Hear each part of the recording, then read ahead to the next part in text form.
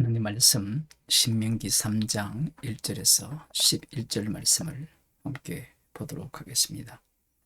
구약 성경 264쪽입니다. 우리가 돌이켜 바산으로 올라가매 바산 왕 옥이 그 모든 백성을 거느리고 나왔어 우리를 대적하여 에드레이에서 싸우는지라. 여호와께서 내게 이르시되 그를 두려워 말라. 내가 그와 그 모든 백성과 그 땅을 네 손에 붙였으니 네가 헤스본에 거하던 아모리 족속의 왕 시온에게 행한 것과 같이 그에게도 행할 것이니라 하시고 우리 하나님 여호와께서 바산 왕 옥과 그 모든 백성을 우리 손에 붙이심에 우리가 그들을 쳐서 한 사람도 남기지 아니하였느니라. 그때 우리가 그들에게서 빼앗지 아니한 성읍이 하나도 없이 다 빼앗았는데 그 성읍이 60이니 곧 아르곱 온 지방이요 바산에 있는 옥의 나라이라. 그 모든 성읍에 높은 성벽이 둘려 있고 문과 빗장이 있어 견고하며 그 외에 성벽 없는 고을이 심히 많았느니라. 우리가 헤스본 왕 시온에게 행한 것과 같이 그 성읍들을 진멸하되 각 성읍의 남녀와 유아를 진멸하였으나 오직 모든 육축과 그 성읍들에서 탈취한 것은 우리의 소유로 삼았으며 그때 우리가 요단강 이편 땅을 아르논 골짜기에서부터 헤르몬산까지 아모리 족속의 두 왕에게서 취하였으니 헤르몬산을 시돈 사람은 시료이라 칭하고 아모리 족속은 스닐이라 칭하였느니라. 우리의 취한 것은 평원의 모든 성읍과 길리앗 온 땅과 바산의 온 땅 곧 옥의 나라 바산의 성읍 살르가와 에드레이까지니라. 러바임 족속의 남은 자는 바산 왕 옥뿐이었으며 그의 침상은 철 침상이라. 지금 오히려 암몬 족속의 라빠에 있지 아니하냐. 그것을 사람의 보통 규빗으로 재면 그 장이 9규빗이요 광이 4규빗이니라. 아멘. 여호와께서 헤브론 왕 시온을 이스라엘에게 붙이신 것처럼 바산 왕 옥도 이스라엘에게 붙이실 것을 말씀하시고 실제로 붙이셨죠. 간단하게 한 줄로 말씀하시지 그 과정을 왜 이렇게 구구절절 말씀하시는 거. 우리가 우리 아비가 마귀이기 때문에 마귀들은 구질구질한 걸 싫어해요. 뭔가 그 과정 자체를 별로 원치 않죠. 하나님께서 붙이셨으면 그냥 붙이고 그냥 주시고 그러면 되지. 뭘 전쟁까지 할 필요가 있느냐. 그런 생각을 우리들이 할 수가 있습니다. 이 바산왕 옥이 그 모든 백성들을 에드레이에서 전쟁을 하기 위해서 다 끌고 나왔어요. 뒤에 보면 5절에 보면 이 바산왕이 다스리는 그 지역에 많은 성들이 있고 또 많은 성읍들이 있는데 그 성들의 그 모양을 보면 높은 성벽이 둘려 있고 문과 빗장이 있어 견고하며 이렇게 되어 있죠. 성벽으로 둘러싸인 성읍이 있고 그리고 성벽이 없는 고을이 심히 많았다. 이렇게 말씀하고 있습니다. 성벽 없는 고을이 심히 많았다라는 말은 성벽이 있는 이 성읍도 적지 않았다라는 거예요. 그런데 우리가 옛날 전쟁을 보면 수성전하고 공성전을 하잖아요. 성 안에서 지키고 아니면 그 성을 공격하는 전쟁을 할 때 어느 쪽이 쉽습니까? 수성을 하게 되면 적들이 성을 이렇게 허물기가 어렵잖아요. 고려 거란 전쟁 보면 흥화진인가? 거기 성을 거란이 치지 못하잖아요. 높은 성벽이 둘려 있고 문과 빗장이 있어 견고한 그 성 안에 머물렀다면 이 전쟁에서 과연 이스라엘이 승리할 수 있었을까? 물론 승리할 수 있습니다. 여호와께서 붙이셨기 때문에. 그런데 붙이시는 방식이 우리가 볼 때는 굉장히 수월하게 붙이는 것 같잖아요. 이 바산왕 옥이 수성전을 벌리지 않고 자기 백성들을 다 끌고 나와서 이 에드레이에서 이스라엘 백성과 싸움을 하잖아요. 전쟁을 하잖아요. 그래서 우리들 생각이나 이스라엘 백성들 생각에는 손쉽게 이곳을 차지했네. 그런 것이 아니죠. 그만큼 바산왕 옥이 자신만만한 겁니다. 성에 머물면서 지키지 않아도 전체를 한꺼번에 모아서 이스라엘과 전쟁을 한다면 얼마든지 승리할 수 있다는 확신을 갖고 있죠. 또 하나는 뭐냐면 11절에 보면 르바임 족속의 남은 자는 바산왕 옥분이었으며, 이 르바임 족속이라는 것은 거인족이거든. 이 바산왕 옥이 키가 굉장히 큰 거예요. 어느 정도로 키가 크냐? 뭐 키가 크니까 둔할 거라 그런 건 아니에요. 왕이 될 정도니까 얼마나 싸움을 잘하겠습니까?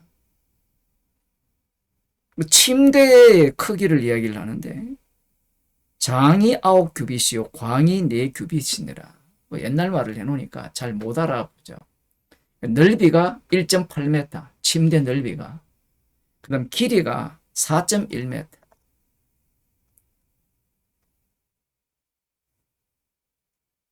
웬만한 방에는 들어가지도 않아요. 제가 있는 이 방에는 들어올 수도 없습니다. 이것보다 더 큰 거예요. 그 정도로 이 강력한 힘을 소유한 왕이 이 나라를 지금 다스리고 있고, 그 왕이 앞장서서 전쟁을 하려고 하는데 여호와께서 붙이셔서 이들의 땅을 차지한 겁니다. 그리고 이들은 여호와의 명대로 사람이라는 사람은 다 진멸합니다. 큰 사람도 남기지 않고 죽여버리죠. 그리고 전리품을 취하게 되는데, 뭐 비슷한 이야기를 왜 이렇게 하나님께서는 또 다른 과정을 이렇게 겪게 하시는가? 그 이유는 이런 겁니다. 그냥 붙이시면 주시면 되지. 이 불가능성을 여기에 집어넣는 거예요. 나중에 이 높은 성벽이 둘려 있고 문과 빗장이 견고한 성을 어디에서 만납니까? 여리고성에서 만나거든. 전쟁의 방식이 여호와 하나님께서 이스라엘에게 붙이시는 전쟁을 할 때 이스라엘 백성들이 예상을 할 거잖아요. 아, 이번에 이렇게 했으면 다음에 이럴 것이다. 그러한 생각들을 계속 깨워버립니다. 같은 방식으로 일을 안 해요.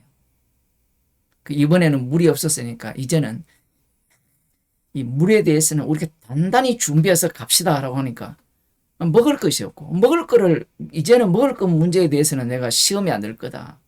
하나님을 향해서 원망하지 않을 거다. 이러니까 고기 먹고 싶은 그 상황으로 몰아가고, 전쟁의 방식도 마찬가지입니다. 하나님께서 왜 이러한 식이냐라고 하면, 이 붙이시는 전쟁은 철저하게 너희들의 전쟁이 아니라는 거예요. 이스라엘의 전쟁이 아니라는 겁니다. 여러분이 이 출애굽기부터, 출애굽기 출애굽기부터 이 신명기 여기까지 오기까지 성경을 열심히 읽었잖아요. 저도 지금 설교를 계속하고 있고, 이스라엘 백성들이 전쟁을 해서 죽는 경우를 봤습니까? 이방 나라와 전쟁을 해서 죽는 경우를 보기가 어렵죠. 우상 숭배를 해서 여호와 하나님께서 그들을 친히 죽이시고 하나님을 원망할 때 죽이시고 하나님께서 이스라엘 백성들을 직접 죽이셨어요. 그런데 아말렉과의 전쟁이나 애국과의 전쟁이나 아니면 여기에 나오는 헤브론 왕 시온이나 아니면 바산 왕 옥과의 전쟁, 그 민수기 후반 그 26장입니까? 그 미디안과의 그런 전쟁들 한 사람도 안 죽어요. 정말 신기하지 않습니까? 이게 바로 발람 선지자가 이스라엘에 향해서 한 그 축복과 일치되는 내용이에요.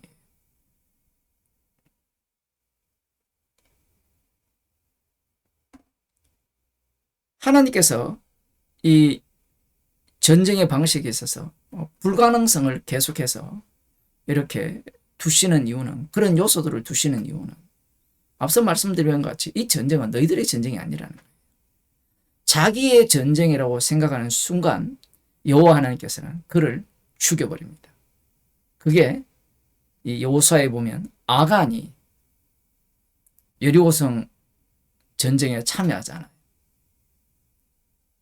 여리고성을 무너뜨릴 때 그들이 6일 동안 한 바퀴씩 돌고 7일째 7바퀴 돌고 나팔을 불고 소리를 지를 때 무너지고, 그걸로 끝나는 것이 아니라 하나님께서 진멸할 때 그냥 확 무너질 때 다 죽이면 되잖아요. 근데 그렇게 안 해요. 하나님께서 얼마든지 그럴 수 있잖아요. 무너뜨릴 때 죽일 거, 그리고 이스라엘 백성들이 전리품을 취할 것만 다 남기시고 그렇게 하셔도 되는데 꼭 하나님께서는 이스라엘 백성들을 그 전쟁에 참여시키는 거예요. 참여시키는 이유가 뭐냐면 이 전쟁은 너희 전쟁이 아니라는 거예요. 그래서 이 불가능성이라는 이 요소를 계속해서 이 요소마다 넣어두시는 거예요. 그러니까 아간은 이 전쟁이 불가능한 전쟁이 아니었고 나의 전쟁이었다 생각하는 거예요. 여호와께서 붙이시는 전쟁이라면 공로를 자기에게 돌릴 수가 없는 거예요. 자기가 이 전쟁에 참여하여서 이 전리품을 취할 수 있는 그런 전쟁이라 생각했기 때문에 이 아간은 여호와의 것을 훔친 거예요. 그래서 여호와께서 죽이시는 거예요. 예수님께서 십자가로 다 승리를 했는데 예수님의 기도는 우리가 원하는 기도를 안 해요. 그 요한복음 18장 15절을 한번 보겠습니다. 제가 읽어드릴게요.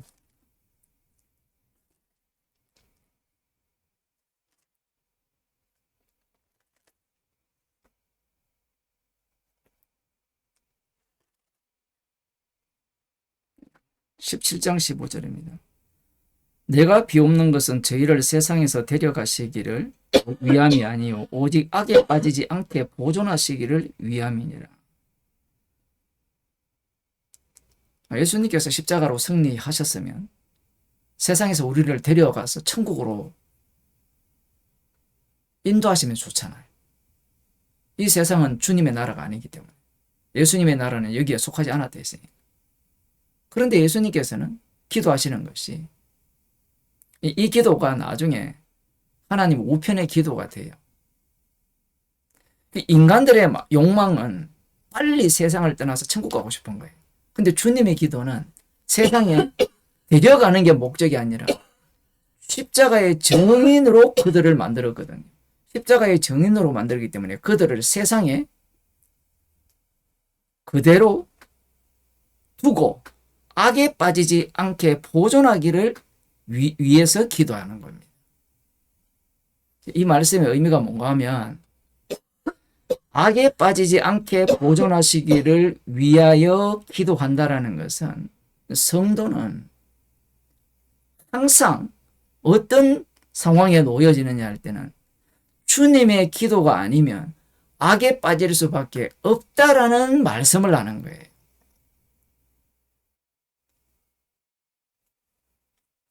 우리는 주님께서 겟세마네 기도를 통해서 자신의 목숨을 대속물로 내어주셔서 십자가로 승리하셨다면 우리를 아예 그 주님의 가르친 기도처럼 악에서 구하시고 그 악의 시험에 들지 않게 하시고 아예 시험에 안 들게 하면 되잖아요. 그걸 원하는 거예요. 그런데 예수님의 기도를 보면 오직 악에 빠지지 않게 보존하시기를 위함이라.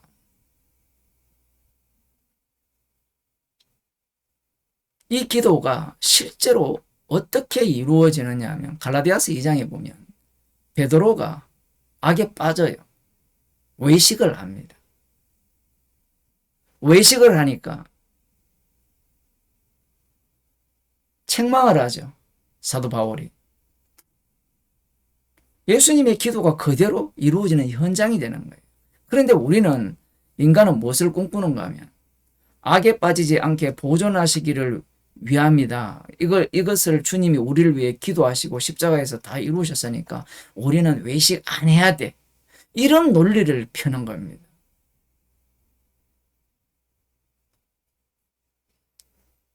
모든 말씀은 십자가에서 다 이루시거든요. 그러면 우리가 할 수 있는 일이 아무것도 없다라는 거예요. 할 수 있는 일이 아무것도 없으면 성도를 통하여서 주님은 십자가에서 홀로 다 이루심을 증거하는 현장의 몸이 되는 거예요. 그게 이스라엘입니다.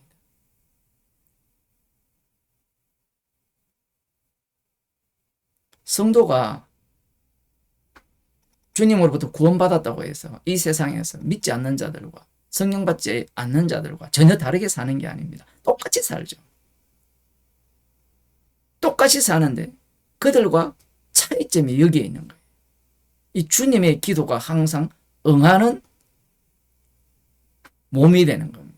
그래서 성도의 입에서 나오는 것은 십자가 외에는 자랑할 것이 없다라는 거예요. 오늘 제가 어떤 찬양을 들어보니까 이런 게 있어요. 그 모든 것이 은혜라는 거예요. 사도 바울이 얘기했죠. 나의 나 된 것은 하나님의 은혜라. 들어보면 되게 좋아요. 다 은혜예요. 다 은혜. 은혜 아닌 것이 없다라는 거예요. 뒤를 돌아봐도 앞걸음을 봐도 뭐 그래서 은혜라면 은혜의 출처가 있을 거 아니에요. 그 십자가에서 나온 거잖아요. 그럼 십자가를 자랑해야 되는데 은혜라고 해놓고 내 기분 좋아요.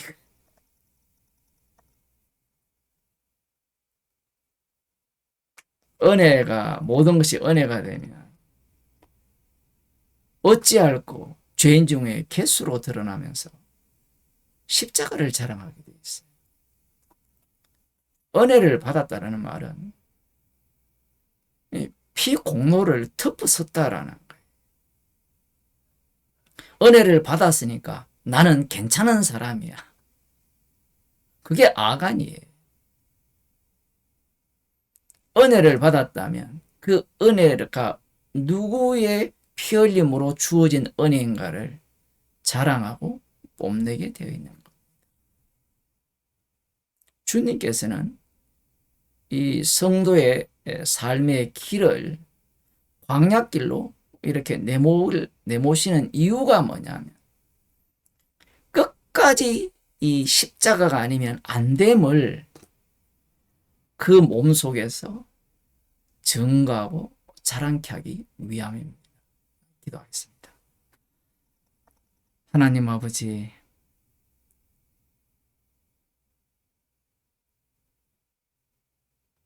높은 성벽과 견고한 문과 빗장으로 둘러싸인 그러한 땅을 주께서 붙이심으로 얻게 하셔서 모든 것이 언약을 위함이요 이스라엘을 위함이 아님을 저희들에게 알려주심을 감사드립니다. 우리의 안정과 평안을 위한 복음이 아니라 불가능성을 날마다 접하면서 십자가만 자랑케 하기 위한 구원이요 복음임을 날마다 삶의 현장 속에서 알아가게 하시고 감사하는 주의 백성이 되게 하여 주옵소서. 예수님 이름으로 기도드립니다.